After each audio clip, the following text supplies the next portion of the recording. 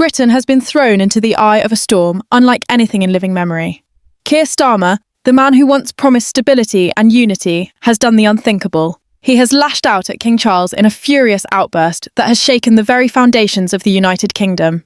In a single moment, Starmer has crossed the line no Prime Minister dares to cross, launching an attack on the Crown itself and setting in motion a constitutional crisis that threatens to tear Britain apart. The silence of Buckingham Palace has always stood as a shield of stability. For centuries, monarchs have kept themselves away from the turmoil of politics, guarding their neutrality with care and caution. But now that silence has become a weapon, and Keir Starmer has fired the first shot. His blistering comments, aimed directly at King Charles, came after reports leaked of the monarch's discreet engagement with senior Reform UK figures.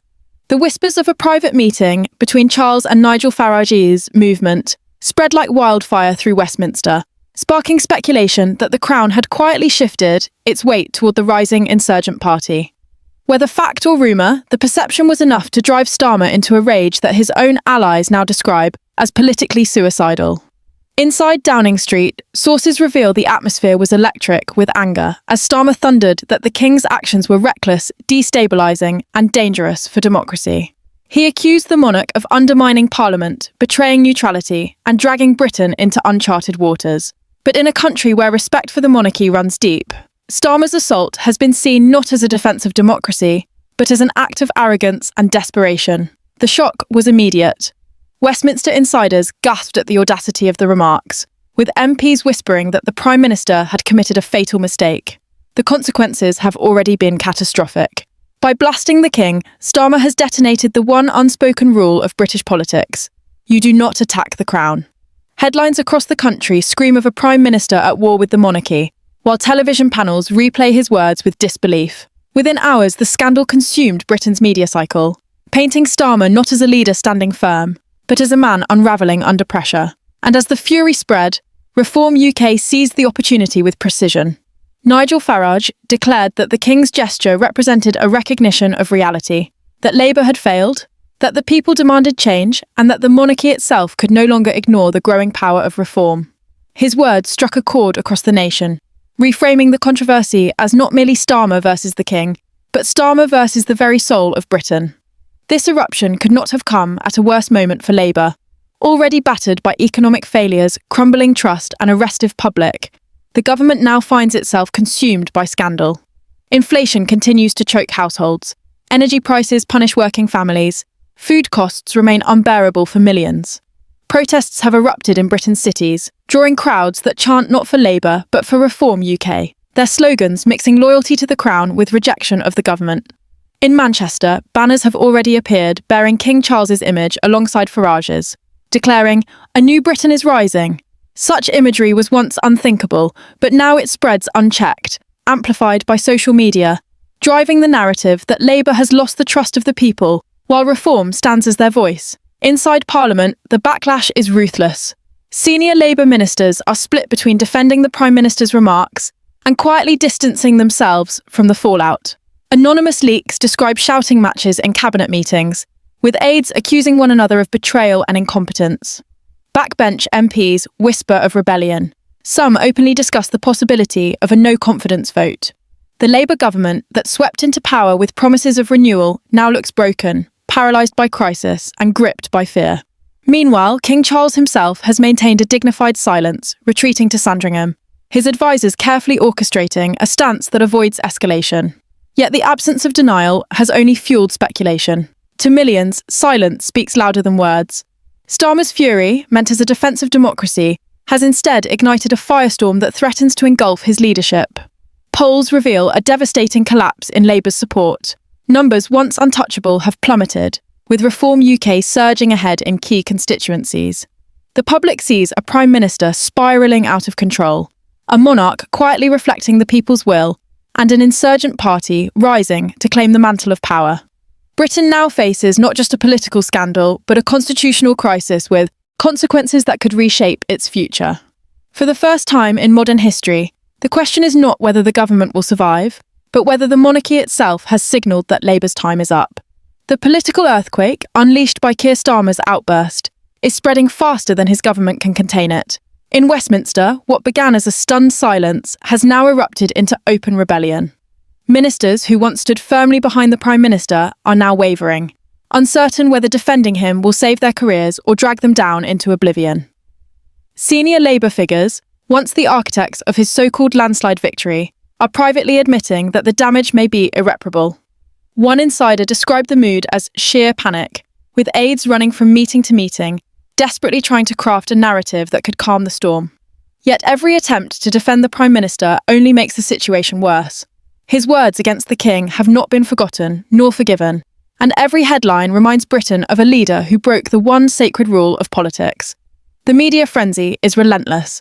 Newspapers that once offered cautious support for Labour have turned hostile overnight, their front pages filled with damning slogans. The Prime Minister, Minister versus the Crown. Starmer's fatal mistake, and chaos at number 10. Television coverage is even more devastating, with political panels replaying the Prime Minister's attack on King Charles while commentators describe it as the gravest political miscalculation of modern times. Even Labour-friendly voices have joined the chorus of condemnation, acknowledging that Starmer may never recover from this self-inflicted wound. Polling data pours fuel on the fire, showing a collapse in Labour's support so severe that Reform UK now leads in key battleground constituencies. The scale of the reversal is staggering. What was once dismissed as a fringe movement is now being treated as the frontrunner to reshape British politics. On the streets, the anger is visible and raw. Protesters gather outside Parliament carrying placards that read, "The King stands with us" and "Labour betrayed Britain." Chants of "Reform, Reform, Reform" echo across London, Manchester and Birmingham. Social media is ablaze with images of King Charles beside Nigel Farage, whether real or digitally altered, spreading the belief that the monarchy itself has abandoned Labour. For millions of ordinary Britons struggling with the cost of living crisis, the symbolism is powerful. The crown represents tradition, stability and continuity, while Starmer now represents arrogance, chaos and collapse. The fact that Buckingham Palace has refused to deny reports of the King's meeting with Reform UK figures only intensifies this perception. Silence, in this moment, is devastating for Labour. Inside number 10, the atmosphere is one of desperation. Emergency meetings stretch into the night, but the arguments are circular. Some advisors insist Starmer must issue a public apology to King Charles, even if humiliating, in order to salvage what remains of his credibility. Others warn that retreat would only cement his weakness, proving to the nation that he was wrong to challenge the monarchy in the first place. The paralysis is crippling. Every day without resolution feeds the perception that Labour is floundering, unable to govern, consumed by scandal. Backbench MPs are already plotting their escape routes, calculating how to survive if Starmer's leadership implodes. Whispers of a leadership challenge grow louder, while rumours of a no-confidence vote circulate in hushed tones across Westminster's corridors. The Prime Minister, once hailed as a steady hand, now looks isolated, cornered and fatally weakened. Meanwhile, Nigel Farage has seized the stage with calculated precision. Standing outside Reform UK headquarters, he delivers speeches that strike at the heart of Britain's anxieties. He frames Starmer's attack on the Crown as not just a political misstep, but as proof that Labour has abandoned the nation's traditions, values and people. He reminds audiences that no leader in modern history has dared to confront the monarchy so recklessly, and that the people now have a choice between a collapsing government and a movement aligned with the voice of the Crown. His words spread like wildfire, amplified by millions online, shared by voters who feel disillusioned, betrayed and desperate for change. Farage, once dismissed as a provocateur, now appears statesmanlike, calm and in control, his very demeanour a contrast to Starmer's rage. For many, Reform UK has transformed from a protest party into the natural alternative to Labour. Constitutional scholars warn that Britain is entering uncharted territory. Comparisons are drawn to the abdication crisis of Edward VIII, the last time the monarchy found itself entangled in political turmoil of this magnitude. But this time, the rupture is even more dangerous, because it pits the sitting Prime Minister directly against the Crown. The monarchy has always symbolised unity, standing above the fray of politics, and Starmer's decision to shatter that convention has triggered a backlash that may engulf not only his leadership, but his entire party. The Labour brand, once associated with stability and renewal, is now tarnished with images of division, arrogance and betrayal. Public opinion is crystallising rapidly. Polls show a majority of Britons believe Starmer went too far, with nearly half demanding he issue a personal apology to King Charles. Reform UK's numbers, by contrast, are climbing at a pace unseen in modern political history. Local party offices are overwhelmed with new volunteers, donations are pouring in, and membership has doubled in days. Videos of Farage standing beside Reform banners, invoking loyalty to the Crown, have gone viral, reaching audiences Labour can no longer hope to persuade. The shift is seismic. What began as whispers of Reform UK as a rising force has now transformed into an unstoppable narrative. This is the party that speaks for the people, while Labour has betrayed them. And as all this unfolds, Buckingham Palace remains silent. The King has offered no clarification, no denial, no rebuttal of the reports of his meeting with Reform figures. Yet that silence, carefully orchestrated, is more powerful than words. For many, it is confirmation enough. In the eyes of the people, perception has become reality. The Crown has turned its back on Labour, and Britain itself is turning with it. The backlash against Keir Starmer's fiery attack on King Charles reached a fever pitch as the political landscape of Britain began to unravel at breathtaking speed. For decades, the monarchy has stood as a symbol of unity and stability, cutting above the volatile nature of party politics. But Starmer's blistering words against the king pierced that veil, dragging the royal institution directly into the arena of political warfare. The result was nothing short of explosive. Parliament was thrown into disarray as MPs from across the political spectrum reacted with outrage, some calling for Starmer to apologise immediately, while others went as far as to demand his resignation. The attack wasn't just seen as an affront to King Charles, it was viewed as a destabilising act that struck at the heart of Britain's unwritten constitution, where respect for the monarchy has always acted as a safeguard against total political collapse. What made matters worse was that Starmer's comments came at a time when public trust in politicians is already at rock bottom, meaning his reckless decision ignited a firestorm he could no longer control. Media outlets quickly seized upon the chaos, with headlines screaming of a constitutional crisis and commentators warning of irreparable damage to Britain's political fabric. The king, while restrained and dignified in his official response, was said to be deeply shaken by the unprecedented attack from the leader of Her Majesty's loyal opposition. In leaked whispers from the palace, it was revealed that Charles viewed the remarks as not only disrespectful but dangerous, capable of undermining public faith in both the monarchy and the democratic system. Across the nation, Britons voiced their fury, with many rallying to defend the king in what became one of the largest surges of royalist sentiment in recent history.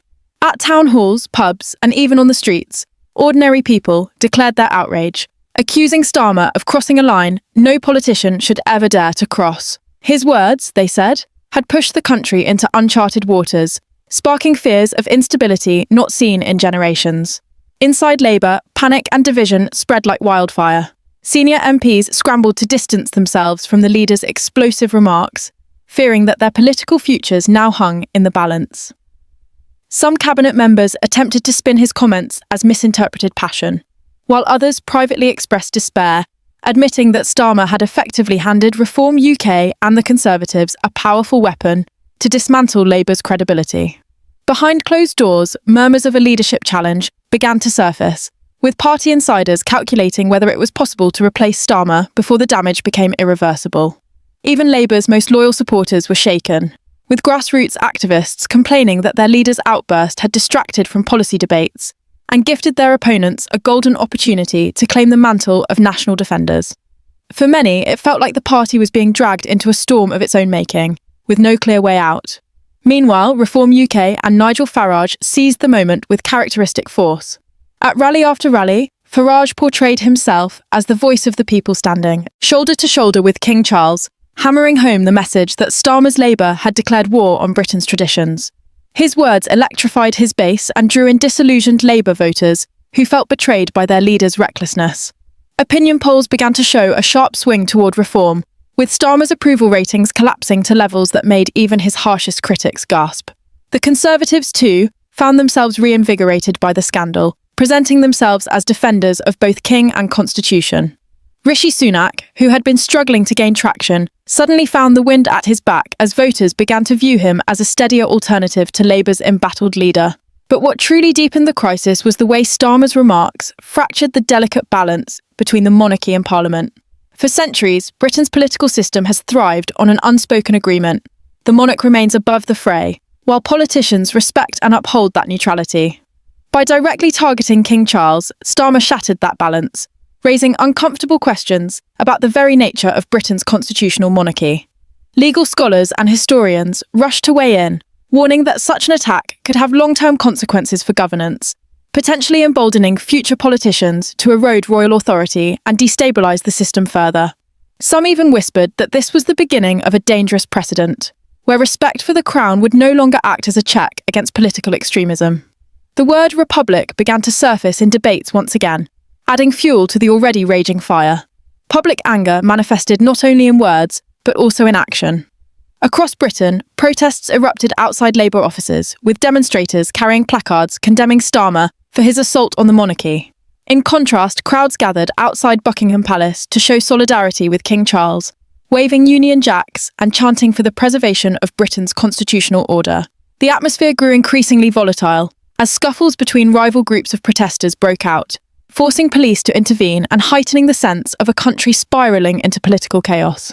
Analysts warned that the growing unrest could spiral into something far darker if Starmer refused to back down or apologise. Yet the Labour leader, known for his stubborn streak, appeared determined to stand by his words, claiming that he was merely holding power to account, a defence that rang hollow to many who saw it as little more than an attempt to salvage his crumbling authority. Behind the scenes, Buckingham Palace was said to be in crisis meetings, exploring the implications of Starmer's remarks. While the monarchy has always remained above politics, the sheer scale of this confrontation left advisers struggling to determine the right response. Should the king speak out more firmly to defend his role, or would doing so drag the crown even deeper into the political quagmire? The palace's silence only seemed to amplify the sense of uncertainty, leaving Britain wondering what the next move would be. What was clear, however, was that the political ground had shifted in ways that could not be undone. Starmer had not only weakened his own position, but also thrown the entire nation into a debate over the balance of power between Parliament and the monarchy. And as the crisis deepened, one chilling reality became undeniable. Britain stood on the edge of a constitutional reckoning unlike anything seen in modern history.